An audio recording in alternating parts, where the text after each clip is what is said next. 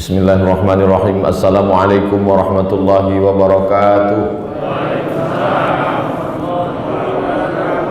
Alhamdulillahirabbil alamin wassalatu wassalamu ala asyrafil khalqi ajma'in sayyidina wa maulana Muhammadin wa ala alihi wa sahbihi wa man da'a bi da'watihi wastanna bi sunnatihi ila yaumi liqa'i rabbih. Subhanaka la ilma lana illa ma 'allamtana innaka antal alimul hakim. Rabbi syrah li sadri wa yassir li amri wahlul 'uqdatam min lisani yafqahu qawli. Saya tahun 1998 bulan September tanggal 5 sampai ke Mesir. Kemudian 4 tahun kuliah tahun 2002 itu biasanya mahasiswa tingkat 4 ada kesempatan untuk melaksanakan ibadah haji ke tanah suci Makkah Al-Mukarramah. Dan Kementerian Agama Republik Indonesia mempekerjakan 400 mahasiswa sebagai tenaga musiman untuk membantu, namanya TEMUS. Saya dari Kairo, kemudian bertemulah kami di Misfalah dengan TEMUS dari Karachi, Pakistan, namanya Ustadz Faisal. Itulah yang di sebelah kiri. Hari ini bertemu 2002-2020, 18 tahun yang lalu. Beliau tidak nampak tuanya karena pakai masker. Lalu kemudian saya lanjutkan ke Maroko. 2007 saya TEMUS lagi, tenaga musiman lagi dari Maroko. 3 bulan di Makkah. Pulang saya ke Bandar Sri Begawan. Sampai di sana bertemu dengan guru saya di sekolah tahfiz Sultan Hasan Al-Bolkiah. Kata guru saya, di Jakarta itu ada orang Tanjung Balai jadi imam Masjid Istiqlal, namanya Ustadz Hasanuddin Sinaga. Nama guru saya itu Ustadz Al-Hafiz Armawi Abdurrahman Sinaga. Jadi sesama Sinaga ini kuat linknya. Ada juga dulu kawan kami di Mesir namanya Sinaga juga, cuman dia tidak mau dipanggil Sinaga biar lebih keren, Dragon.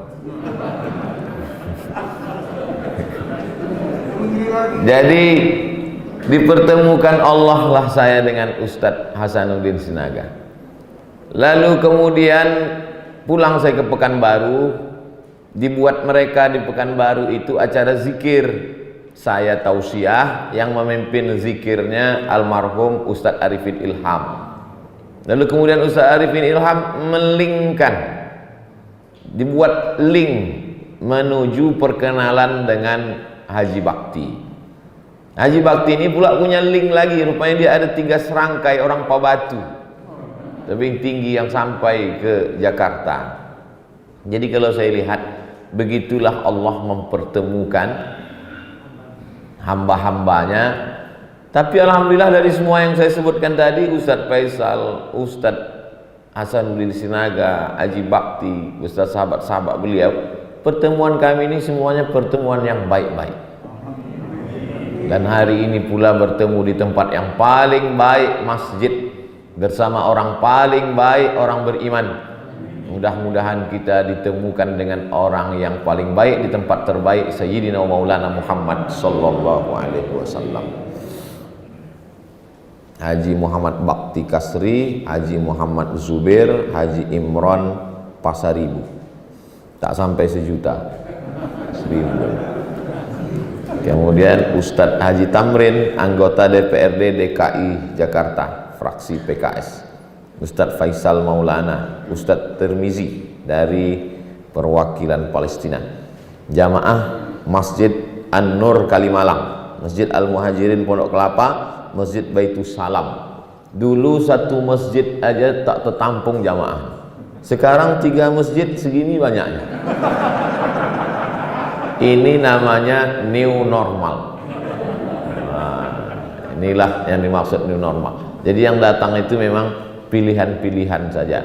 Karena kalau sampailah ini diumumkan, orang berdatangan, Nauzubillah, muncul klaster baru, klaster UAS namanya. Nauzubillah, jadi fitnah dia. Makanya aslinya kajian ini sebetulnya di rumah Haji Bakti, tapi kemudian setelah beliau pikir-pikir, baik dibawa ke masjid, tapi kita tetap ikut protokol kesehatan.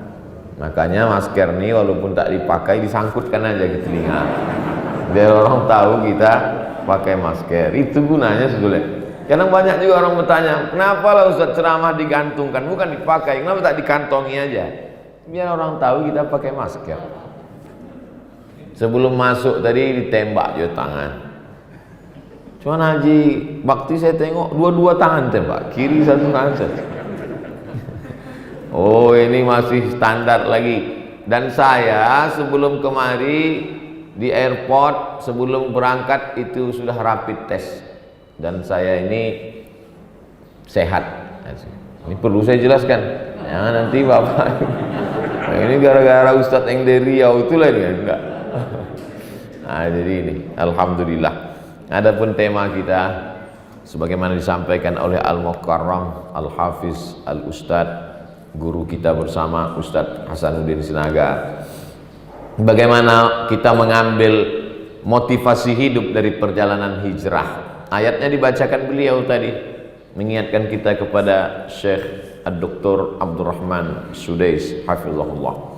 Idhuma fil ghari, ketika mereka berdua berada di dalam gua, idh yaqulu li sahibihi, ketika dia berkata kepada sahabatnya, la tahzan. La tahzan inilah yang menginspirasi Dr. Aid Al-Qarni menulis buku Don't Be Sad. Jangan sedih, karena penyakit orang yang paling mengerikan di dunia ini adalah sedih. Apa beda sedih sama takut? Sedih terhadap kegagalan masa lalu, takut, khawatir, cemas terhadap apa yang akan terjadi di masa akan datang. Semua penyakit fisik manusia sekarang ini berawal dari sedih dan takut. Penyakit psikologis. Saya tanya Pak Dokter jantung, Pak Dokter, kenapa orang tidak makan daging kambing, tidak makan kolesterol, tidak minum minuman yang berbahaya bagi kesehatan, tapi kenapa gula darahnya naik, jantungnya naik? Apa kata Pak Dokter? Terlalu cemas menghadapi hidup, naik asam lambung, terlalu takut menghadapi hidup. Oh, kalau begitu Ustaz Somad tak ada takutnya lagi. Sedangkan Abu Bakar Siddiq yang sudah 13 tahun belajar kepada Nabi Muhammad SAW, langsung talakti ke Nabi saja masih ada rasa takutnya. Makanya kata Nabi waktu di dalam Jabal Sur itu, malam hijrah itu, apa kata Nabi? Ma dhannuka bisnaini fallahu sadisuhuma. Kalau kau sangka Abu Bakar kita di gua ini cuman berdua saja antara kau dan aku, fallahu sadisuhuma, maka ada Allah bersama kita. Jadi yang menghilangkan rasa takut, cemas, sedih, ngeri, khawatir itu adalah merasakan kebersamaan bersama dengan Allah. Cuman beda antara Nabi Muhammad SAW dengan Nabi Musa. Kalau kita tengok bunyi kalimatnya, Nabi Muhammad ketika menasehati Abu Bakar, aku takut ya Rasulullah, bagaimana kalau mereka menangkap kita di Jabal Sur ini? Kata Nabi, innallaha ma'ana, Allah bersama kita. Tapi Nabi Musa tidak begitu. Nabi Musa berkata, inna ma'iya rabbi sayahdi, Allah bersamaku. Nabi Muhammad mengatakan Allah bersama kita. Nabi Musa berkata Allah bersamaku. Kenapa beda? Karena sahabat Muhammad beda dengan sahabat Musa, apalagi sahabat UAS. Sahabat Muhammad SAW adalah orang yang ketakutan. Orang yang ketakutan itu kita bangkitkan semangatnya. Sedangkan sahabat Musa bukan orang ketakutan, orang yang suka menakut-nakuti. Apa kata mereka? Di belakang Fir'aun mengejar, di depan Laut Merah akan menenggelamkan. Inna lamudrakun, tertangkaplah kita ini Musa, matilah kita ini Musa. Di mana kita mau berlindung? Di belakang ada pasukan Fir'aun beserta Haman. Inna Fir'auna wa Hamana wa junudahuma kanu khati'in. Ini sedang mengejar kita. Di depan kita pula Laut Merah, tenggelamlah kita. Kalla, tidak. Inna ma'iyya, bersamaku ada Allah. Jadi kita lihat teman kita ini. Kalau dia ketakutan, pucat, kita katakan, jangan kau takut, Allah bersama kita. Tapi kalau dia cuman, awas Ustaz, ini Ustaz udah dilaporkan ke Mabes nih Ustaz. Kalla, inna ma'iyya, bersamaku ada Allah, bersama kau tidak. Jadi teman ini terbagi dua. Ada teman yang cemas, ada yang teman mencemas-cemaskan kita. Bapak kalau sakit, jangan ceritakan sakit bapak ke semua teman. Karena tak semua teman bapak ikut susah dengan kesakitan bapak. 80% ikut senang. Untuk teman yang ikut susah dengan kita, kita katakan innallaha ma'ana, Allah bersama kita.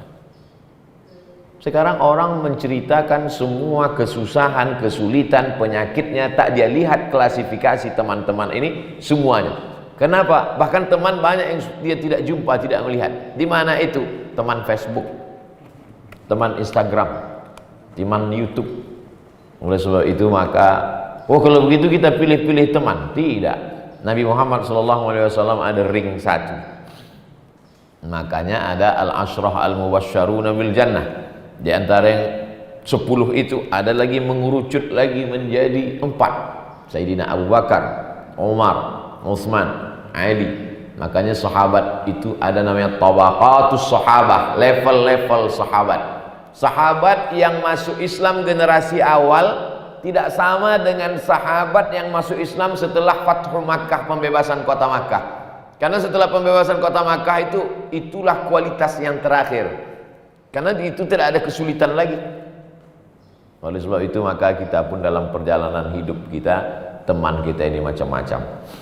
Tapi insya Allah kita yang berada semua di masjid ini berteman di dunia, bertetangga di surga insya Allah. Saya yakin dan percaya dalam perjalanan Bapak Ibu hadirin hadirat yang dimuliakan Allah, macam-macam teman sahabat dijumpai, tapi banyak orang yang dalam Quran itu disebutkan sifatnya begini. In tamsaskum hasanatun tasuhum. Kalau kamu dapat nikmat, mereka susah hati. Wa in tusibukum sayyi'atun yafrahu biha. Tapi kalau kamu dapat musibah, mereka senangnya bukan main. Itu banyak sekali itu. Kalaupun dia meneteskan air mata buaya, pura-pura susah aja dia. Tapi dalam hati yang paling dalam, matilah kau. Alhamdulillah. Bapak-ibu yang dimuliakan Allah Subhanahu wa taala. Kalau begitu tak perlu lagi kita berteman bersahabat. Enggak bisa. Orang selevel Nabi Muhammad sallallahu alaihi wasallam aja mau bersahabat. Iqra bismi rabbikal ladzi khalaq. Khalaqal insana min 'alaqin. Iqra wa rabbukal akramul ladzi 'allama bil qalam. 'Allamal insana ma lam ya'lam. Ketika turun ayat itu, Nabi dari Jabal Nur Gua Hira itu turun bersahabat atau bersemedi saja sendirian? Turun bersahabat. Kurang hebat apa lagi Nabi Musa alaihissalam. Tongkatnya dia pukulkan, famfajarat min husnata asyrata aina, memancar 12 mata air. Dipukulkan tongkatnya, fa idza hiya hayyatun tas'a, berubah menjadi ular besar yang memakan tongkat-tongkat sihir Fir'aun. Tapi ketika dia berdakwah, dia tetap bersahabat. Tetap bersahabat.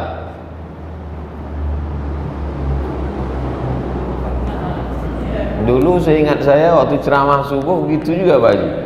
Beberapa kali berhenti kena pesawat. Cuman waktu itu ada ontanya. Sekarang tak ada karena Covid ini tak bisa datang. Nabi Musa alaihissalam berdakwah tetap dengan sahabat.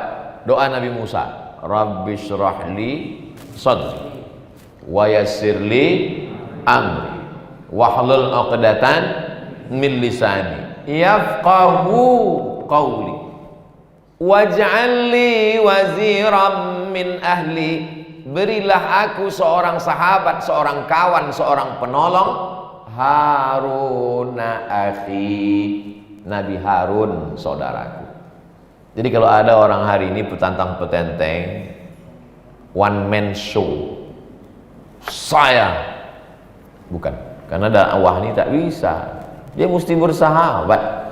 Jadi saya alhamdulillah diberikan Allah SWT sahabat-sahabat yang melancarkan dakwah di Jakarta ini. Mudah-mudahan mereka diberikan istiqomah, panjang umur, sehat walafiat. Sekarang kita beralih kepada Nabi Isa alaihissalam.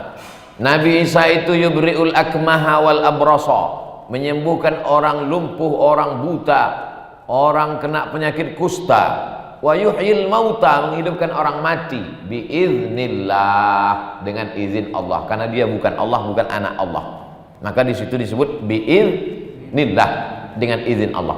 Tapi ketika dia mau menegakkan agama ini tidak sendirian.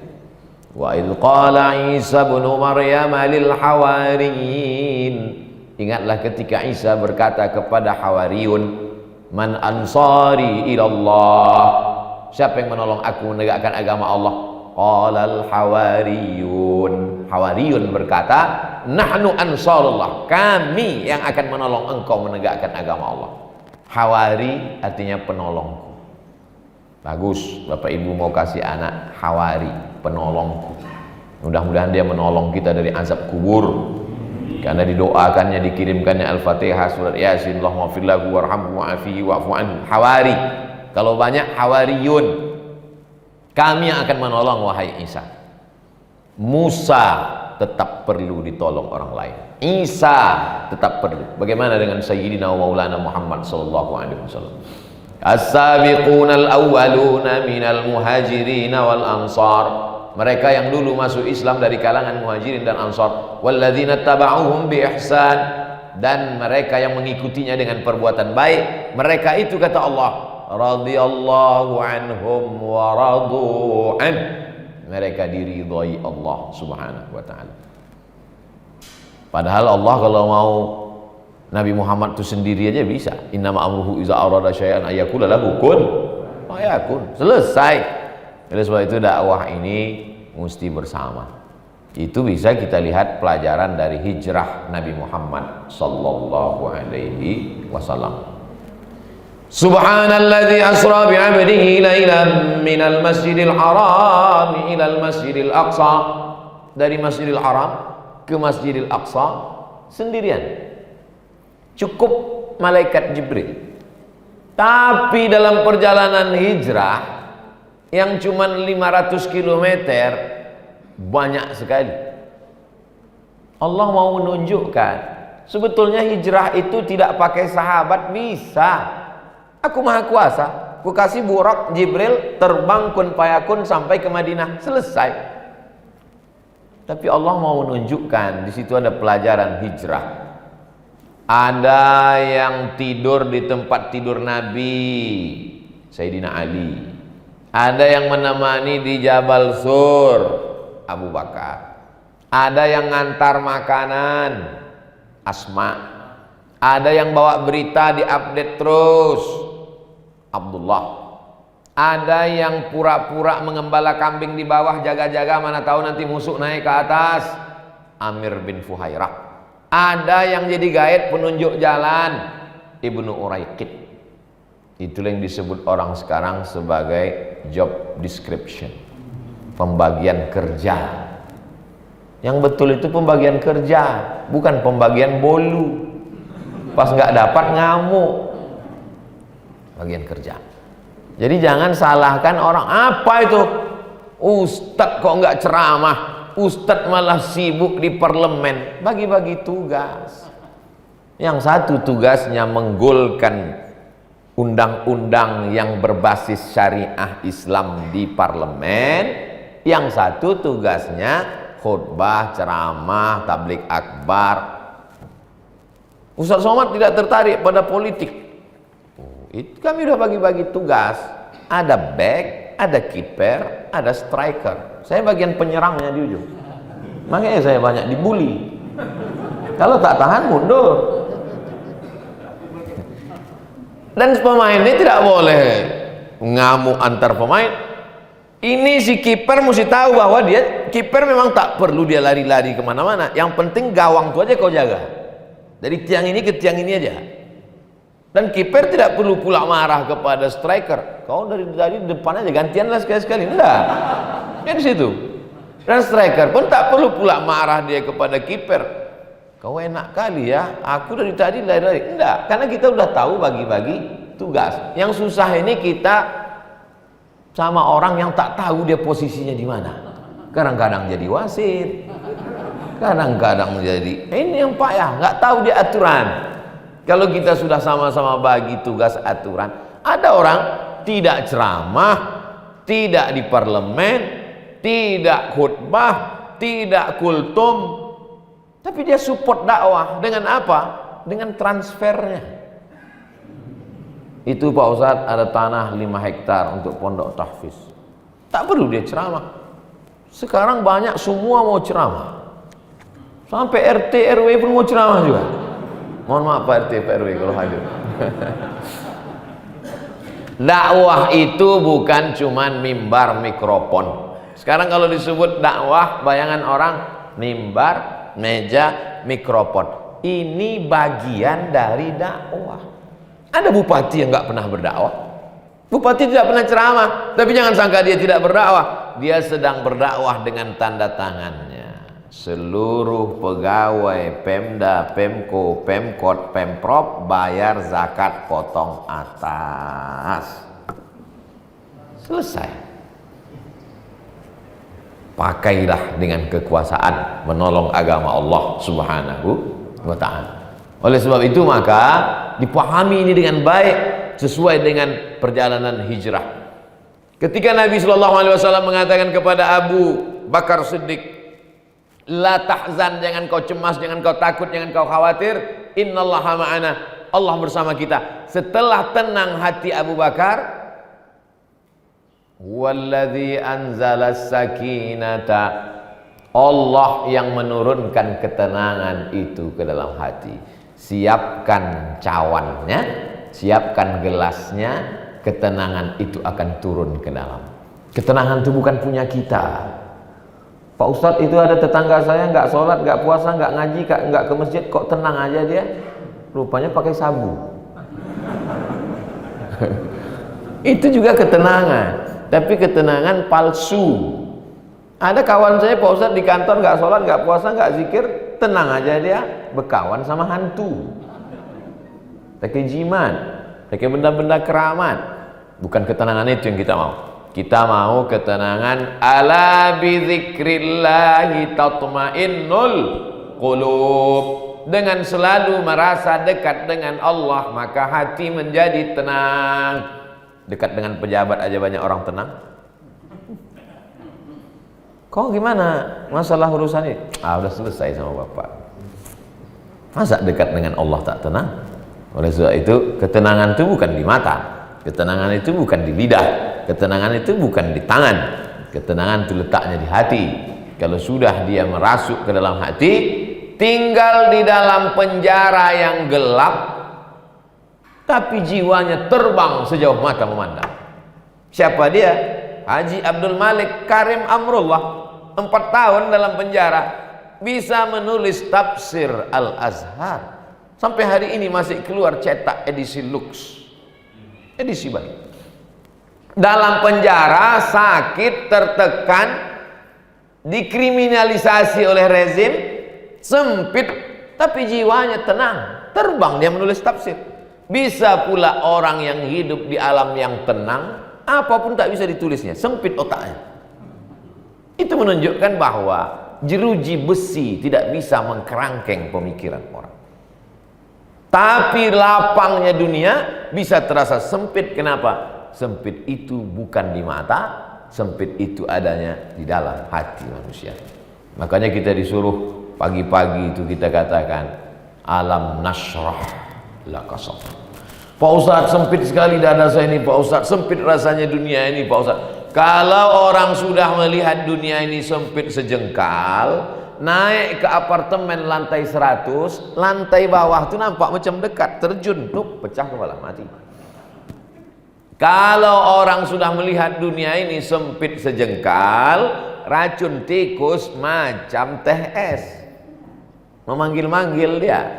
Kalau orang sudah melihat dunia ini sempit sejengkal, maka tali ayunan anaknya melambai macam tangan bidadari, ikatkan ke leher, mati, bunuh diri. Angka bunuh diri terbesar di dunia bukan di Afrika, negara miskin, bukan di Indonesia. Angka bunuh diri terbesar di Amerika, Eropa, Jepang. Orang Jepang tuh tak bisa dia lama-lama pikir, susah sikit ambil samurai harakiri, mati. Orang kita nyantai aja, udah ditangkap pakai baju tahanan, sempat foto.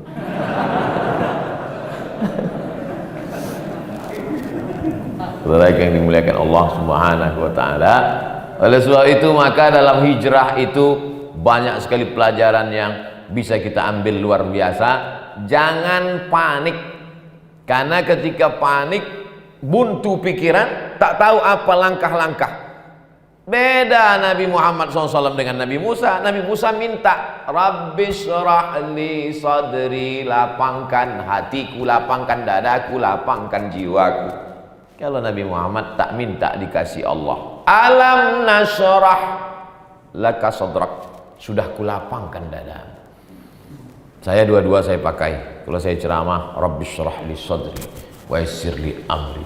Tapi ada juga jamaah yang komplain, Ustadz tuh baca doa Nabi Musa, memangnya kami ini Fir'aun gitu.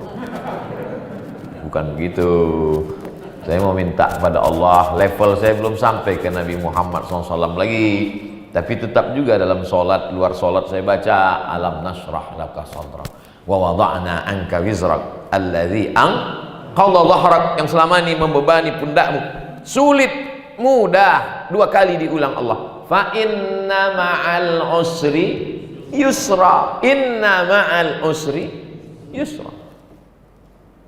Ini sekarang yang sedang diderita bangsa ini akibat dari COVID-19 ini. Akibat ini yang datang ini baru COVID-19, kabarnya mau datang lagi COVID-20, COVID-21. Nauzubillah, yang 19 saja belum berangkat. Berapa saudara kita yang kena PHK, berapa yang bisnisnya jatuh, berapa. Tidak ada jalan lain kecuali meminta kepada Dia. Ya Rabb. Ketika orang berkata ya Rabb, maka di situ ada tiga. Ya Rabb, Engkau mencipta aku. Ya Rabb, Engkau mengatur hidupku. Ya Rabb, Engkau memberi aku rezeki. Itu arti ya Rabb. Rabb itu tiga. Rububiyah, Dia mencipta, Dia mengatur hidupku, Dia memberi aku rezeki. Sekarang ada orang berkeyakinan, kata dia dunia ini terjadi dengan sendirinya. Sama seperti kita membuang sampah, masukkan ke tong sampah, besok pagi tukang sampah lupa mengambilnya, lalu kita lihat di tong sampah keluar ulat. Kata dia begitulah kita di dunia ini terjadi dengan sendirinya. Mazhab ini namanya mazhab ateis. A tidak, T Tuhan, is keyakinan. Keyakinan yang meyakini tak ada Tuhan itu. Nauzubillah, nauzubillah, nauzubillah. Mudah-mudahan jangan sampai anak cucu kita kena ini. Sekarang di YouTube itu mereka tampil buat video. Padahal ini mestinya bisa ditangkap, karena kita memang negara demokrasi. Tapi demokrasi kita demokrasi terikat. Pancasila pertama, ketuhanan yang Maha Esa. Orang yang menyebarkan pemikiran ateis tidak berketuhanan, tidak ada tempat bagi dia di Indonesia. Setuju apa tidak? Jangan sampai nanti hilang pasal Pancasila sila pertama ini. Kalau sampai hilang, langsung saja kemanusiaan, langsung saja keadilan, langsung saja persatuan. Ketuhanan dulu. Dulu pendiri-pendiri bangsa ini mengerti betul bahwa dunia ini akan berputar, akan ada kelompok-kelompok yang mengatakan tak ada Tuhan, ateis. Nauzubillah. Maka ketika kita berkata ya Rabb, ada Tuhan. Naik pesawatlah si ateis tadi yang tak bertuhan, duduk di samping yang bertuhan. Yang bertuhan ini baca subhanalladzi sakhkhara lana hadza wa ma kunna lahu muqrinin wa inna ila rabbina lamunqalibun Allahumma antas sahibu fis safar wal khalifatu fil har. Kata yang ateis, alah macam ada aja Tuhan kau. Apai baca-baca doa. Pesawat pun take off. Begitu sampai rupanya melewati awan yang kosong hampa udara, itu apa namanya? Turbulence. Begitu sampai tiba-tiba turun pesawat itu beberapa meter. Wuss, gitu. Yang tak bertuhan itu langsung berteriak, "Oh my God!" Yang baca doa itu tenang aja karena udah diserahkannya semua kepada Allah. Bismillahirrahmanirrahim. Allah la haula wala quwata illa billah. Kain yang mengaku tak bertuhan itu, oh my God, tersenyumlah yang bertuhan tadi. Tadi kau bilang tak ada Tuhan, sekarang kau bilang oh my God. Sebetulnya dalam lubuk hatinya yang paling dalam menyadari bahwa ada, cuman sombong dan angkuh. Suatu ketika tegaklah Imam Abu Hanifah, nama populernya Imam Hanafi, meninggalnya tahun 150 Hijrah di Kufah, Irak. Dia tegak di tepi laut. Datanglah ateis. Zaman itu sudah ada ateis. Bahasa Arabnya mulhid. Imam Hanafi, ya. Imam Hanafi digelar imamnya ahli ra'i, kaum rasionalis, pakai akal. Imam Malik ahlul hadis. Imam Hanafi, ya. Menurut saya Tuhan itu tak ada, kata dia. Kata Imam Hanafi, coba kau tengok lautan yang luas, ya. Seandainya engkau naik kapal, kapalmu sampai ke tengah laut, tiba-tiba datang angin kencang, ombak deras, karangnya tajam, kapalmu pecah dipukul ombak ke karang, dan kau tinggal berpegang pada satu papan. Kakimu tidak jejak ke bawah, ke atas tak ada tempat bergantung, tepian lautan tak kelihatan. Kau hanya di tengah laut berpegang pada satu papan. Adakah dalam hatimu rasa bahwa ada Dia yang akan menyelamatkan engkau? Jujur. Kata dia, ada. Itulah Tuhan. Jadi hari ini orang banyak mengaku tak bertuhan, lalu melarikan itu kemana? Ke narkoba, minum khamar, ke jin setan. Jadi Islam mengajarkan kita kepada fitrah asli kesucian kita, bahwa kita bertuhan. Cuma namanya tak tahu entah siapa. Makanya ada itu tokoh di Amerika, pakar Einstein. Einstein katanya hanya beberapa persen saja yang bisa dijelaskan oleh ilmu pengetahuan. Sungguh kecerdasan yang dia luar biasa. Ada yang tak bisa dijelaskan. Makanya Einstein berkesimpulan bahwa dunia ini, kata dia, ada yang mengaturnya, yang maha hebat, maha kuasa. Cuma namanya dia tak tahu. Nah, jadi antara yang tak percaya agama itu, orang yang tidak percaya agama belum tentu tidak percaya Tuhan. Dia tak percaya pada agama karena tokoh agama, karena kejahatan-kejahatan dalam agama, tapi sesungguhnya dia percaya pada, cuman membahasakannya dia tak tahu. Adalah itu yang mengatur dunia ini. Siapa namanya? X. Bayangkan kalau Tuhan kita namanya X. Oh, X. Lalu yang tak bisa ditangkap oleh akal para filosof ini, Aristoteles, Demokritos, Thales, tak bisa dia menangkap substansi namanya itu. Maka dikirim Allah lah utusannya Nabi yang langsung menerima wahyu, dikasih tahunya namanya. Siapa nama dia? Huwallah Ar-Rahmanur Rahimul Malikul Qudusus Salamul Mu'minul Muhaiminul Azizul Jabbarul Mutakabbirul Khariqul Bari'ul Musawwirul Ghaffarul Qahharul Wahhabur Razzaqul Fattah Ar-Rasyidul Sabur laisa kamitslihi syai'un wa huwas samiul basir. Walillahil asmaul husna. Allah punya nama-nama yang baik-baik. Fad'uhu biha, panggillah dia. Makanya kalau terasa dunia ini sempit, panggil dia, ya Allah, ya Rahman, ya Rahim, ya Malik, ya Qudus, ya Salam, ya Mu'min, ya Muhaimin, ya Aziz, ya Jabbar, ya Mutakabbir, ya Khaliq, ya Bari, ya Musawwir, ya Ghaffar, ya Qahhar, ya Wahhab, ya Razzaq, ya Fattah, ya Alim, ya Qabid, ya Basit, sampai ujung. Jangan lupa ya Ahad, ya Somad. Nah, itu nama dia. Kalau dalam kesulitan, banyak-banyak baca kul huwallahu ahad, Allahus samad, lam yalid wa lam yulad wa lam yakul lahu kufuwan ahad. Baca 100. Tak juga hilang, baca 200. Tak juga hilang, baca 1000. Minta kepada Allah Subhanahu wa taala. Allah yang akan menurunkan keberanian, kekuatan, kelapangan hati. Karena ini bukan punya kita. Sempit hati kita, sulit hidup kita, pergi kita ke dokter, pergi kita ke psikiater, ngadu kita ke mereka. Saya ini sulit Pak Dokter, sudah 2 bulan nggak bisa tidur. Dalam hati dokter, syukur kok 2 bulan, aku udah 2 tahun tak tidur. Siapa manusia ini yang tak ada mengalami kesulitan? Oleh sebab itu maka nabi-nabi itu, kata Nabi Muhammad SAW, yang paling berat ujiannya al-anbiya. Setelah itu summal amsal fal amsal. Makin kuat, makin kuat, makin bawah. Sesuai dengan kadar keimanan. Ahasiban nasu an yutraku an yaqulu amanna. Apakah manusia itu dibiarkan begitu saja mengaku berkata kami beriman, wa hum la yuftanun, padahal mereka belum diuji keimanannya. Yuftanun diambil dari kata fitnah. Fitnah artinya dibakar.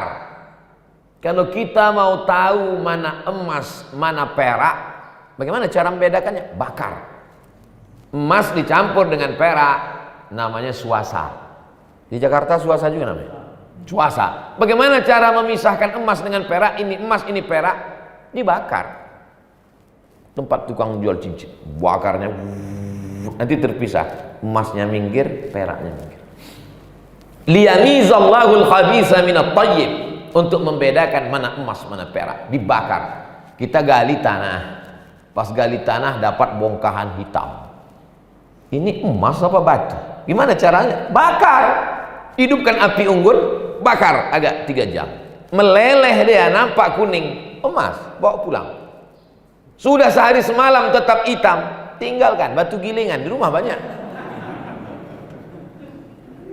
Jadi sesungguhnya apa yang sedang kita alami itu tidak lain tidak bukan adalah proses. Innama amwalukum wa auladukum fitnah. Sesungguhnya amwal, harta kamu, wa auladukum, anak kamu, fitnah, bakar. Apa maksudnya? Dibakar, diuji. Lulus harta setelah dibakar ternyata emas, itulah dia yang bisa dibawa ke surga, shadaqatun jariyah. Lulus anak setelah dibakar, itulah dia anak waladun sholihun, anak yang soleh. Jadi kalau orang pahami proses hijrah itu adalah puncak dari ujian adalah hijrah. Seorang laki-laki bernama Suhaib Ar-Rumi. Rumi dari kata Rum, karena dia orang Roma, merantau ke Makkah, bisnis dagang di Makkah, menikah, punya istri, punya anak. Sekarang berada di antara 2 pilihan. Nabi hijrah ke Madinah ikut atau tetap di Makkah. Datang dia ke rumah mertuanya. Aku mau ikut hijrah bersama Muhammad SAW. Apa kata mertua Suhaib? Dulu kau datang ke kota Makkah ini sendiri kan? Ya. Kalau kau mau ikut Muhammad, silakan pergi, tinggalkan anakku dan cucu-cucu. Bimbang. Datang penguasa-penguasa kota Makkah. Suhaib, kau mau ikut Muhammad SAW? Ya. Dulu kau datang kemari sebatang kara, tidak ada bawa harta kan? Ya. Bisnis ini setelah di Makkah baru kau punya itu emas perak kan? Ya. Silakan pergi, tinggalkan Makkah, tinggalkan semua hartamu. Apa yang dipilih oleh Suhaib? Dipilihnya Muhammad SAW, hijrah dia. Datang dilaporkan ke Nabi, ya Rasulullah, ya Suhaib tinggal sebatang kara, pindah ke Madinah. 3 kali diulang Nabi. Rabiha Suhaib, Rabiha Suhaib, Rabiha Suhaib. Beruntung Suhaib, beruntung Suhaib, beruntung Suhaib. Seluruh dunia mengatakan Suhaib rugi, tapi Rasul mengatakan Suhaib beruntung. Selamat Suhaib. Toh pada akhirnya keluarganya tetap berkumpul di kota Madinah Al-Munawwarah, hartanya selamat, Islam menang. Disitulah letak ujian. Kalau tahu kita hasilnya bukan ujian. Kalau tahu hasilnya itu tes anu. Udah tahu hasilnya, tes itu hanya formalitas saja. Yang tak tahu hasilnya itu baru ujian. Tapi yang dimuliakan Allah SWT, ada sebagian orang dia tidak menikmati proses pencariannya. Yang dia nikmati hanya hasilnya. Tapi sebagian orang tidak begitu. Yang dia nikmati itu proses mencarinya. Saya nggak paham Pak Ustadz, mancing. Ada orang tidak menikmati. Apa itu susah-susah? Pergi lagi sewa mobil, sampai di pantai nanti sewa speed, lalu pergi ke tengah pakai guide, nyari umpannya lagi. Itu apa? Mendingan touchscreen. Pergi ke rumah makan, tunjuk, ini satu piring, ini dua, ini. Selesai, makan, apa susah? Tapi sebagian orang tidak begitu. Dia menikmati itu, dipukul ombak, diempas gelombang di tengah laut, mancing, menarik ini. Coba tengok bule-bule orang barat yang mancing, menarik ikannya, begitu udah dapat, dilepas lagi. Kenapa? Karena yang dinikmatinya itu adalah prosesnya. Begitu juga dengan hidup ini. Berapa banyak kita lihat setelah dapat nggak ada apa-apanya, rasanya biasa aja. Dulu Pak Haji, saya tulis itu di laptop. Nanti kalau sudah selesai aku kuliah ini, mau ku buat kartu nama sepanjang amplop. Datuk Sri Ulama Setia Negara Profesor Dr. Abdul Somad LC.MA PhD. Sampai sekarang saya tak punya kartu nama. Ternyata sebelum dapat tuh aja kita bercita-cita. Setelah dapat tetap aja UAS, ujian akhir semester. Jadi sebetulnya sama juga makanan. Orang kan kalau mau buka puasa melihat makanan itu semua mau ditelan ya rasanya. Tapi begitu masuk sebutir kurma, seteguk dua teguk air, Allahumma laka sumtu dhahabal dhama'u wa batallatil uruq wa sabatal ajru, hilang. Habislah dunia beserta isinya. Cuman sampai sejengkal di tenggorokan ini saja. Itulah hawa nafsu. Habis. Tumpah setetes madu. Manis, datang semut. Semut mulai mencicipi madu. Itu di ujung kepala semut ada dua tongkat dikasih Allah Ta'ala. Itu yang dipakai semut untuk meraba. Kenapa? Karena mata semut rabun dan tak ada kacamata semut. Dipakainya dua tongkat untuk meraba, dirabanya, dicicipinya. Manis. Mulailah kakinya masuk. Terjebak kaki semut ke dalam madu seperti lem merekat. Akhirnya semut tertarik.